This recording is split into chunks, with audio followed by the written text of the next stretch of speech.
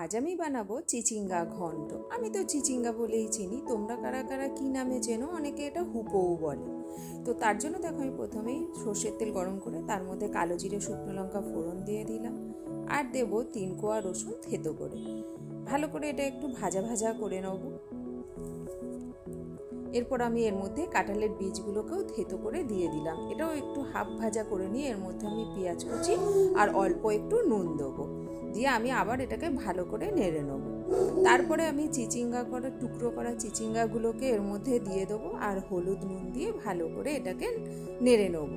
গ্যাসের ফ্লেমটা আমি অবশ্যই এই সময় বাড়িয়ে রাখবো। দেখো কত জল বেরিয়ে গেছে, আর দিয়ে দেবো কয়েকটা চেরা কাঁচা লঙ্কা। কত জল বেরিয়েছে, এবার আমি এটাকে ঢেকে ঢেকে রান্না করে নেবো একদম সিদ্ধ হওয়া অবধি। ব্যাস সিদ্ধ হয়ে গেছে। এবার আমি গ্যাসের ফ্লেমটাকে একদম হাইতে রেখে এর মধ্যে নারকেল বাটা আর চিনি দিয়ে ভালো করে নেড়ে নিচ্ছি। মোটামুটি জলটা শুকিয়ে গেলে ভালো করে নাড়াচাড়া করে আমি এর মধ্যে আগে থেকে ভেজে রাখা চিংড়ি মাছগুলো দিয়ে নেড়ে চেড়ে বেশ খানিকক্ষণ নেড়ে চেড়ে একদম ভাজা ভাজা হয়ে গেলে নামিয়ে নেবো।